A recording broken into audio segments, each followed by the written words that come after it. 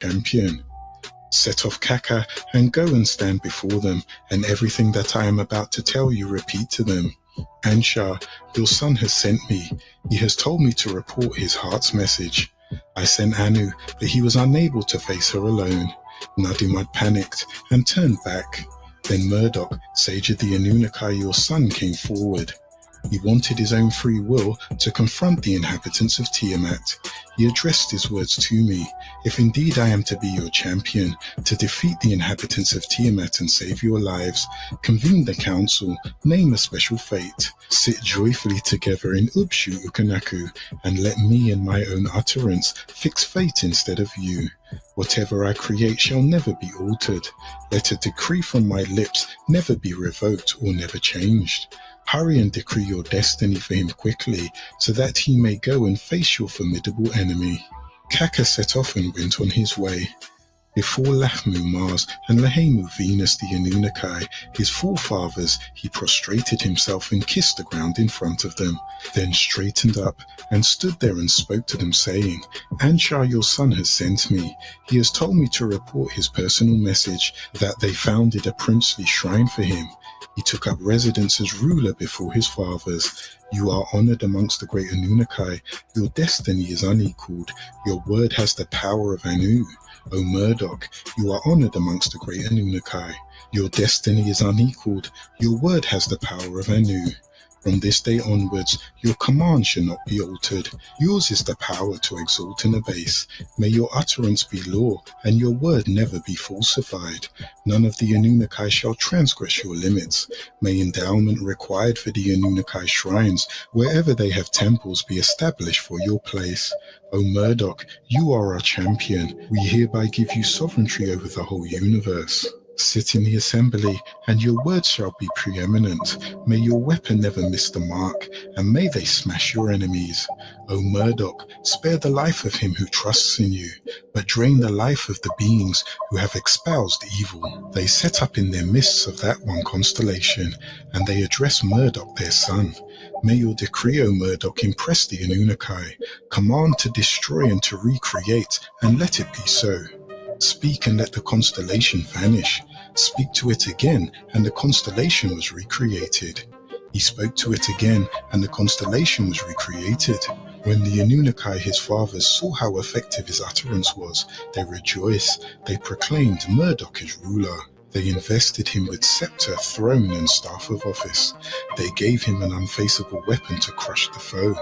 Go and cut off the life of the inhabitants of Tiamat. Let the winds bear her blood to us as good news. The Anunnaki, his fathers, thus decreed the destiny of Murdoch, and set him on the path of peace and obedience. He fashioned a bow, designated it as his weapon, and he feathered the arrow and set it in the string. He lifted up a mace and carried it in his right hand, slung a bow and quiver at his side, and he put lightning in front of him. His body was filled with an ever-blazing flame. He made a net to encircle Tiamat with it, marshaled the four winds so that no part of her could escape. South wind, north wind, east wind, west wind, a gift of his grandfather Anu, he kept them close to the net at his side. He created the Imhulu wind, evil wind, the tempest, the whirlwind, the force fields called the four winds, the seven winds like tornadoes, the unfaceable facing wind. He released the winds which he had created, and seven crafts they were. They advanced behind him to make turmoil inside Tiamat. Murdoch the ruler raised the flood weapon, his great weapon, and mounted the frightful unfaceable storm chariot. He had yoked it to a team of four and harnessed it to its side. Slayer, pitiless, racer and flyer. Their lips were drawn back, their teeth carried poison. They know not exhaustion, they can only devastate. He stationed on his right, fearsome fight and conflict. On the left, the battle to knock down every contender prepared to defend. Clothed in a cloak of awesome armor, his head was crowned with a terrible radiance. The ruler set out and took the road, and set his face towards Tiamat, who raged out of control. In his lips he gripped a spell, in his hands grasped a herb to counter poison. Then they thronged about him, the Anunnaki thronged about him, the Anunnaki his fathers thronged about him. The ruler drew near and took into the middle of Tiamat. He was trying to find out the strategy of Kingu, her lover. As he looked, his mind became confused, his will crumbled, and his actions were muddled. As for the Anunnaki, his helpers who marched at his side, when they saw the warrior, the leader, their looks were strained. Tiamat cast her spell. She did not even turn her neck. In her lips, she was holding falsehood lies, wheedling. How powerful is your attacking force, O Yahweh of the Elohim? The assembly of them have gathered to your place. The Yahweh of the Elohim lifted up the flood weapon, his great weapon. He sent a message to Tiamat, who feigned goodwill, saying, "Why are you so friendly on the surface, when your depths conspire to muster a battle force? Just because the sons were noisy and disrespectful to their fathers, should you who gave them birth reject compassion? You named Kingu as your lover. You appointed him to rights of Anu power, which were wrongfully his. You sought out evil for Anshar, ruler of the Anunnaki. You have compounded your wickedness against the Anunnaki, my fathers. Let your host prepare. Let them gird themselves with your weapons. Stand forth, and you and I shall do single combat." When Tiamat heard this, she went wild, and she lost her temper. Tiamat screamed aloud in a passion. Her lower parts shook together from the depths. She recited the incantation and kept casting her spell. Meanwhile, the Anunnaki of the battle were sharpening their weapons. Face to face they came, Tiamat and Murdoch, sage of the Anunnaki. They engaged in combat. They closed for battle. The ruler spread his net and made it encircle her. To her face he dispatched the Imhalu wind, which had been behind. Tiamat opened her mouth to swallow it, and he forced the Imhalu wind so that she could not close her lips. Fierce winds distended her belly, her insides were constipated, and she stretched her mouth wide. He shot an arrow which pierced her belly, split her down the middle, and slit her heart. That vanquished her and extinguished her life. He threw down her corpse and stood on top of her. When he had slain Tiamat the leader, he broke up her regiments, and her assembly was scattered. Then the Maldekians, her helpers, who had marched at her side, began to tremble, panicked and turned tail. Although he allowed them to come about and spared their lives, they were surrounded, and they could not flee. Then he tied them up and smashed their weapons. They were thrown into the net and sat there ensnared. They cowered back, filled with woe. They had to bear his punishment, confined to prison. As for the dozens of creatures covered in fearsome rays, the gang of demons who all marched at her right, he fixed them with nose ropes and tied their arms. He trampled their battlefield, stomping them beneath him. As for Kingu, who had once been the greatest amongst them, he defeated him and counted him amongst the dead planets. He wrestled from him the tablets of destinies, which were wrongfully his, and he sealed it with his own seal and pressed it to his breast. When he had defeated and killed his enemies, he proclaimed the submissive Tiamat foe as his slave. He set up the triumphal cry of Anshar over the whole enemy, and achieved the desire of Murdoch the warrior. He strengthened his hold over the captive Maldekians, and to Tiamat, whom he had ensnared, he turned back. The great ship Nibiru caused her to be trampled, and the lower part of Tiamat was shattered. With his unsparing mace, he smashed her skull, severed the arteries of her blood, and made the north wind carry it off as good news. His fathers saw it and were jubilant. They rejoiced, arranged to greet him with presents, greetings, and gifts. The ruler rested and inspected her corpse. He divided the monstrous shape and created marvels from it. He sliced her in half like a fish for drying. Half of her he put up on the roof of the sky as a new Tiamat, now called Orb, and he drew an asteroid belt across the skies from the particles of her lower half, and he made a guard hold of it. He arranged her waters so that they could not escape. He crossed the heavens and sought out a shrine. He leveled Afsu the sun, which is the dwelling of Nadimad, and he removed his rule of the solar system. The ruler Murdoch measured the dimensions of Afsu the sun. The large temple Eshkala, which he built in its image, was Eshera, the inner world, created in the belly of Tiamat, called Argata and Shambhala. In the great shrine Eshera, which he had created in the sky, he founded a cult center for Anu, Enlil and Nadimud. Tablet 4, Enuma Elish 3. 19 times 11 equals 109. Lo! He fashioned stands for the great Anunnaki. As for the stars, he set up constellations corresponding to them. He designed the great year and marked out its divisions. He appointed 3 stars, each to the 12 months.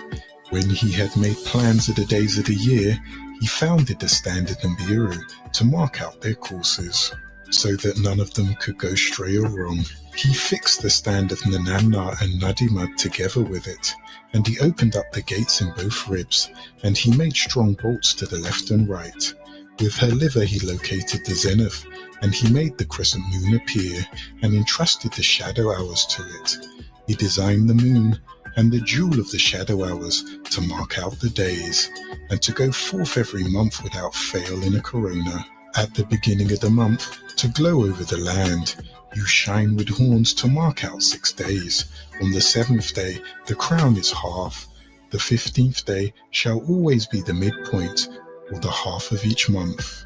When Shamash looks at you from the horizon, you shall gradually shed your visibility and begin to wane. Always bring the day of disappearance close to the path of Shamash. And on the 30th day, the year is always equalized, for Shamash is responsible for the year. A sign shall appear in the skies and sweep along its path. Then it will always approach the accused and judge the case, which caused the boaster to kill and rob. At the New Year's festival, Year of Remembrance, you may control the bolt to the exit that separated the shadow hours from the days, Kingu the moon, watcher of shadow hours and daylight hours. The spittle of Tiamat is controlled by Murdoch the champion. He put into groups and made clouds scud, raising winds, making rain, making fog billow by collecting her poison. He assigned for himself and let his own hand control it. He placed her head heaped up in orbit, opening up springs, water gushed out. He opened up the Euphrates and Tigris from her eyes. He closed her nostrils of her nose. He piled up clear-cut mountains from her udder. He bore water holes to drain off the catch water. He laid her tail across, tied it fast as cosmic bond. All was done, and the rulership of Afsu was beneath his feet. He set her thigh to make fast the sky. With half of her he made a roof, and he fixed the earth. He caused the work and made the insides of Tiamat surge, and spread his net, which made it extend completely. The ruler of heaven and earth, he untied her knots to coil the tail of Leviathan. Then he had designed its cult and created its rites, and he threw down the reins and made Nadimud take them. The tablets of destinies which Kingu had appropriated he fetched, and he took it and presented it for a first reading before the Anunnaki and then to Anu. The Maldekians of battle whom he had ensnared were disentangled by him, and he led them as captives into the presence of his fathers. As for the 11 creatures that Tiamat had created, he destroyed them, smashed their weapons, tied them at his feet, made images of them, and had them set up at the door of Afsu the sun. Let this be a sign that will never in the future be forgotten. The Anunnaki looked, and their hearts were filled with joy at the sight of him. Lachmu and Lehemu, all his fathers embraced him, and Anshar the ruler proclaimed that there should be a reception for him. Anu, Enlil, and Enki each presented him with gifts. Even Damkina, his mother, exclaimed with joy at him. She made him beam inside it, and his fine throne of his house. He, Murdoch, appointed Uzmi, who had brought his greetings present as good news, to be Yahweh of Afsu, and to take care of shrines. The Agigi assembled, and all of them did obeisance to him. The Anunnaki, each and every one kissed his feet. The whole assembly collected together to prostrate themselves. Rising they stood, they bowed. Yes, ruler indeed. Noble son of his fathers took their fill of his manliness. They took off his clothes, which were enveloped in the dust of combat. His fathers the Anunnaki were attentive to him. With cypress nectar they sprinkled and anointed his body. He put on a princely garment, a royal aura, a splendid crown. He took up a mace and grasped it in his right hand, a staff in his left hand. He set a Masushu dragon bowed at his feet, and he placed upon his shoulders the mantle of radiance that was given to him. His neck was holding control of fearful Afsu. A bull is his symbol. In the inner chamber of his throne was the tablets of destiny. In his cellar was the gifts presented to him. The Anunnaki and all that existed honored him. Lafmu and Lahemu filled with joy, and he made their voices heard, and he spoke to the Agigi. Previously, Murdoch was just our beloved son, but now he is your ruler. Take heed of his command. Next they spoke and proclaimed in unison, Lugal Demir Enkier is his name, trust in him. When they gave rulership to Murdoch, they spoke an oration for him, for blessing and obedience. Henceforth you shall be a provider of shrines for us. Whatever you command, we shall perform ourselves. Murdoch made his voice heard and spoke, and he addressed his words to the Anunnaki his fathers, over the Afsu, the sea-green dwelling, in front of the inner world Esharah, which I created for you. Where I strengthened the ground beneath it for a shrine, I shall make my house to be a luxurious dwelling for myself. He shall find his cult center within it, and I shall establish my private quarters and confirm my rulership. Whenever you come up from the Afsu, the sun will be in the center of Shambhala for an assembly. Your shadow hour's resting place shall be in it, receiving you all. Whenever you come down from the sky for an assembly, your shadow hour resting place shall be in it, receiving you all. I hereby name it home of the great Anunnaki. We shall make it the center of devotion. The Anunnaki his fathers listened to this command of his. This is how it was recorded, and this is how it will be.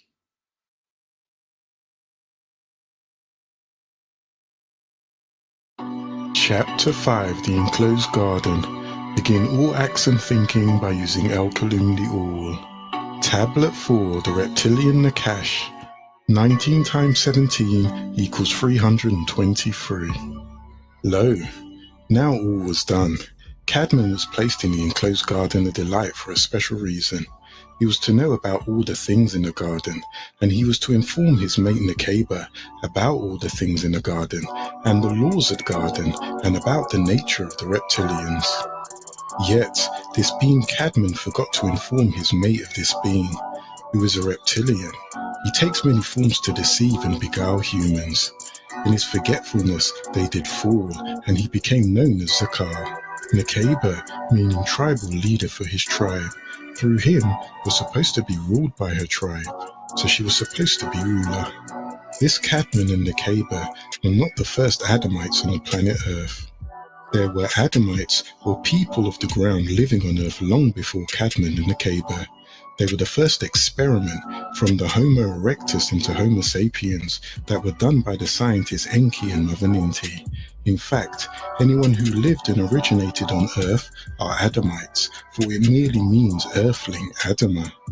I, Cadman, successor of Autumn and Lilith, and my confident Nekeba, as newly created beings, obeyed Eli and El most glorified and exalted's words. They lived symbolically 450,000 years ago in the enclosed garden, which is rounded off to 500 years without approaching the forbidden tree.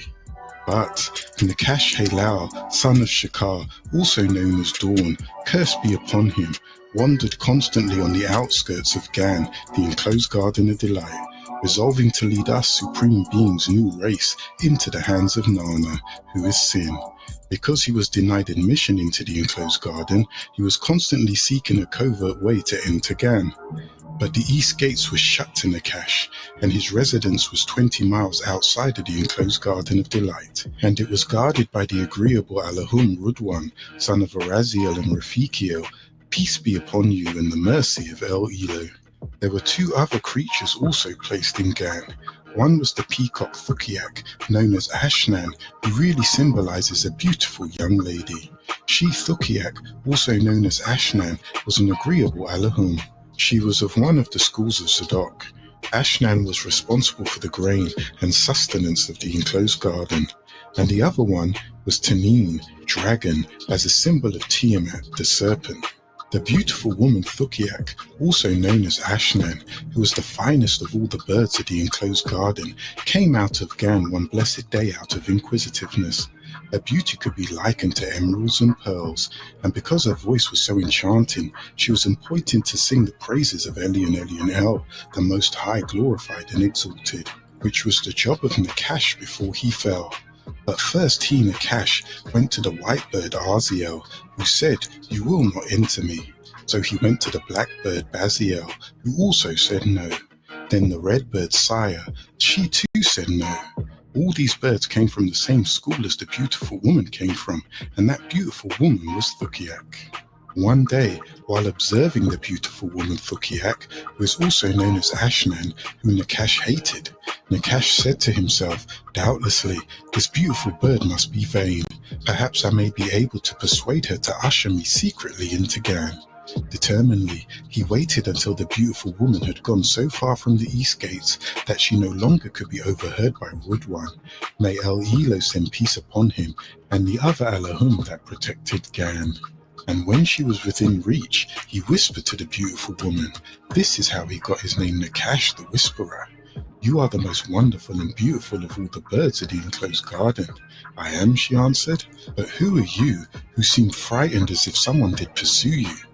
"I am one of the Allahum Sarafat, who was appointed to sing the praises of Elion Elion El, most glorified and exalted. But I have slipped away for just an instant to visit the enclosed garden, which the Allahum prepared for the faithful. Will you conceal me under your beautiful wing, so I may re-enter Gan?" requested Nakash. "Why should I commit an act which would bring the displeasure of the Allahum most glorified and exalted upon me?" asked the beautiful woman. "Fear not. Take me with you, charming bird, and I will teach you 3 mysterious words, which shall preserve you from sickness, age, and death," replied Nakash. "Must then the inhabitants of the enclosed garden die?" she asked. "All with the exception of those who know the 3 words which I possess," replied Nakash. "Are you speaking the truth?" asked the beautiful woman. "Indeed I am," replied Nakash. The beautiful woman could not conceive of any creature swearing falsely by the Creator, thus she had faith in him. Now, fearing that Rudwan, may El Elo send peace upon him, who guarded the east gate of the enclosed garden, may search her, Nakash swiftly said unto the beautiful woman, "Rudwan is a deceiver. Trust in me. Let me put my lips against you. I will inhale as you exhale, and I will house your spirit." "Fear nothing," said Nakash. "I will utter holy names that shall render Rudwan speechless." The beautiful woman trustingly placed her lips against Nakash for a kiss, as he blew his evil spirit into the beautiful woman's mouth. As she wrestled with Nakash and with his spirit, she was engulfed. When they passed Rudwan, he was unable to utter a sound. With the success of this promise, the beautiful woman opened her mouth, expecting Nakash to resume his natural state. But Nakash preferred to remain where he was and to speak to me, Cadman, from the beautiful woman's mouth. Nakash, who now disguised himself as the beautiful woman, succeeded in the re-entry, where he witnessed the beautiful serpent. In the enclosed garden also lived a dragon called Tanin. It was the one who confirmed the lie of Nakash, so it received the curse of losing its legs in the enclosed garden. Tanin was the pet that was given to Nekeba from her friend Anat, daughter of Udam and Mami, the rulers of Kodesh, before she entered the enclosed garden. Tanin was the ruler of the beasts. Her head was like rubies and her eyes like emeralds. Her skin shone like the mirrors of various hues. As for Anat, her hair was short and woolly like that of the noble virgins, and her form resembled the stable camel. Her breath was sweet like musk and sandalwood, and her words were songs of praise. She fed on saffron, and her resting place was on the borders of the beautiful rivers in the enclosed garden called Shafawain, which the Mohammedans called Kauthar. Tanin was created symbolically 1,000 years before me, Cadman, and it was destined to be the playmate of Nekeba. Nakash, shrewdly knowing that Tanine was created 1,000 years before me, Cadman, and destined to be my mate Nakaba's playmate, Nakash said to himself, this creature must be more devious than I in order to remain in eternal youth and vigor. She would undoubtedly dare the displeasure of Rudwan. May El Elo send peace upon him at the price of my 3 valuable words. He was inevitably right in his conjectures, for no sooner had he informed the Tanine of this adventure, she exclaimed, can it be so? Shall I be visited by death? Shall my breath expire, and my tongue be paralyzed and my limbs become impotent? Shall my eyes and ears be closed at shadow hours? Will this noble form of mine, shall it perish to dust? Never, never. Teach me the 3 mysteries, and if Rudwan's wrath would be likened upon me, I will hasten to the Allahum Sarufat, and still I will disguise you throughout the enclosed garden. The Tanine then opened her mouth. Nakash flew into it and seated himself in the hollow part of her teeth, poisoning them to all eternity, venom. Even though Tanine disagreed and felt deceived, she consented from fear of the Anunnaki, but more so for her desire to obtain the 3 mysterious words. In Gan, Nakash, disguised as Tanine, has succeeded in accomplishing another disagreeable act. Lurking in Gan for the opportune moment, he seduced my mate Nakaba. Appearing to Nakaba as her playmate, Nakash began to sigh. Why are you so downcast? Why has your countenance dropped so low? Asked Nakaba, who thought this to be her playmate.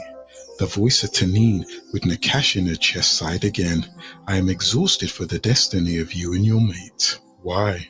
Do we not possess in Gan all that we desire? Exclaimed Nakaba. True, said Nakash. His voice dropped to a whisper. Yet the best of fruits from Gan, and the only one which can portray you perfect in wisdom in life and death, is denied to you. All the rest of them would afford you no pleasure. Do you know the reason why this fruit has been denied us? Asked Nakaba. I do, answered Nakash, and it is precisely this knowledge which fills my heart with care. All the fruits which are given to you are endowed with calamities of weakness, disease, old age, and death. This is the cessation of life. The forbidden fruit alone bestows eternal youth and vigor. You have never spoken of these things until now, beloved Tanine. Where have you derived this knowledge? Asked Nakaba. An Anunnaki of green light, who I met under the forbidden tree, informed me of it, said Nakash. I too want this knowledge. I will speak with this Anunnaki. On that instant, Nakaba left her tent and hurried towards the forbidden tree, called Kazan, Sizan, or Shazai, to be splintered. Each fruit cluster contained 15,000 grains. Nakash, who knew of Nakaba's curiosity, sprang out of Tanine's mouth and stood under the tree, in the shape of an Anunnaki, Samael by name, with a human face. Who are you, singular being, whose likes I have never seen? Nakaba inquired. I was a man, but now have become an Anunnaki, Allahum of light. Father of the illuminated ones, he replied. By what means? She asked. Profoundly, he began to speak in a whisper. By eating of this blessed fruit of which I am envious. The Anunnaki, most glorified and exalted, had forbidden me to taste. And for 6,000 years I submitted to his command until I felt the pain of death. He then transformed himself into an old wrinkled and frailed man. My eyes lost their luster and grew dim. My ears could no longer hear the sounds of nature. My teeth decayed, and I could neither eat without pain nor speak without discretion. My hands trembled, my feet shook, my head hung down upon my breast. I lost the sense of touch and the sense of love. My back was bent. At last, my whole appearance became a frightful sight, so that all the inhabitants of the enclosed garden flew from me. This is called the age of death. I then longed for death and expected to meet it. Nakash then asked her, do you want your mate Cadmon to be young and handsome, or do you want him to die of old age? But by partaking of this fruit, I became as strong and as beautiful first. Though my thousands of years have elapsed since, I am not sensitive to the slightest change, neither in my appearance or in my energies, and I have the gift of wisdom of he who created you. And this tree is very delightful tasting tree. Here, taste it. Is this the truth? Asked Nakaba. Is it not pleasant to your eyes? It can restore all beauty. But at the pause of each breath, as Nakaba would look away in thought, his real form would appear as a Halabine flugel rod with the body of a snake wrapped around a tree. It is good for food. It is the best of spices of herbs. It will keep your body healthy. It is not mysterious to all of us. It will give you wisdom, and you know not of your will. You shall become filled with joy as in your youth. By El Elo, most glorified and exalted who created me, I do speak the truth, Nakash says, speaking deceitfully. It was then Nekeba trusted him and partook of the intoxicating fruit, and immediately began to feel the pain of pleasure running through her body. She, in a state of intoxication, deceived herself into thinking she was wiser, younger, more beautiful, and could never die. Finding it more pleasant than all that she had ever tasted, Nekeba took one piece and presented it to me, Cadman. I, Cadman, resisted and proceeded to argue with Nekeba for an entire hour. I, Cadman, observed the joy on Nekeba's face, the humour she felt, and the beauty she felt she portrayed. Finally, I yielded to her opportunity and ate the second grain, which Nekeba had concealed constantly within her hand. At the touch of the forbidden fruit against my lips, the intake of the intoxicants from the poppy seed, my crown rose towards the skies. All of my fingers and the countenance of my robes dropped from kingship to man, from ruler to slave, from guardian to guarded, from leader to follower, from wise to fooled, from giver to taker, and from supreme being to human being. The nakedness appeared to our eyes, and obvious were our naked states, and we began having sexual intercourse, while inside the habitat called the enclosed garden, which was against the command of Anu. The throne, which had been erected for us in the tent, chased us away, and cried, "Rebels, depart!" The Maymoon unicorn, one-horned creature, upon which I attempted to fly, would not suffer me to mount it. It asked, "Have you kept the covenant of the Anunnaki most glorified and exalted?" All the creatures of the enclosed garden had then turned from us and besought the Anunnaki most glorified and exalted to remove the human pair from the special spot in Gan. The Anunnaki most glorified and exalted addressed me in the voice of thunder. "You have not commanded to abstain from the fruit, and were you not forewarned of the cunningness of Nakash your foe?" I, Cadman, attempted to flee because I heard the Anunnaki walking and talking in midday, while Nekeba and I indulged in a sexual act that was taught to us by Halal, and we enjoyed ourselves very much, for we did conceive that pleasure to be a gift. We were placed inside his habitat to be observed by the four Anunnaki scientists, Enki, Ninti, Nergal, and his wife Erishkigal. Our sexual act displeased Anu, Elion, Elion, El. But we felt that this new feeling we later found out was shame. When the Anunnaki found our hiding place while the 24 Yahwehans were walking in the garden, and one of the Yah Enlilnites spoke out and said, "What is this that you are doing, and who taught you about this?" But I was hid by branches of the tree. Nekeba, my mate, would have followed, but she too was entangled by her own hair as well as the branches, while the voice behind the tree exclaimed, "From the wrath of the Anunnaki most glorified and exalted, there is no escape. Submit to their divine decree. Leave this enclosed garden." The enclosed garden continues its toil of wrath, yea, both of you creatures who have been seduced to transgress. By the sweat of your brow you shall earn your bread, and the curse of blood shall be on the hands of Nekeba. By each month shall her body yield blood. You will become blood and work until your brow sweats, and Nakash and his sons will also become blood, to deceive the Adamites and their sons Enoshites. Be ever watchful of him and his sons and daughters, the black devils. I too will watch them until your earliest bloodline has come to their final day. Even Nekeba shall be visited by the 4 quarters of the moon with the blood of Cadman. She shall crucify him with all kinds of sickness. Human born of women shall have sickness, and she shall bear children in pain. And the beautiful woman Thukiak shall be deprived of her voice in song, and she will say nothing from this day forward. Tanin shall be deprived of its legs and beautiful decor. Their school shall no longer be held up in respect. They shall worship Samael, that is Halal, son of Shakar, and this school of Tiamat, the Satan or the serpent is the spell of sleep, or Leviathan casted by Zu, with the chant zigzag zig, religion is the trap. Many of the seed of Cadmon will be in this religion. The darkest covert, the Nuwarpians of this planet Earth, shall be its dust for food. And Tanin thus shall eat Cadmon's dust for food, all his seed, Adamites and Enoshites. To kill a Tanin brings sevenfold a reward, but Nakash shall depart in eternal pain and hell. He will fail in this undertaking. Cadmon and Nekeba were hurled out of the enclosed garden. Cadmon and Nekeba consequently snatched a leaf from one of the trees wherein to cover themselves. Cadmon was cast out of the east gate of repentance, in which this taught him that he might return through that same way. Then he ran and hid in a cave. Nekeba was cast out through the west gate of wrath. But Nakash was cast out through the north gate of the cursed. Destined was he. And the gate was shut, and the Garabut stood by it, bearing a two-edged sword, which is a sharp tongue. He who would ask you questions that you must be able to answer to re-enter the gate. Its form was horrible, that of a Halabine Flugorod, for he had pale blue eyes and yellow hair like string.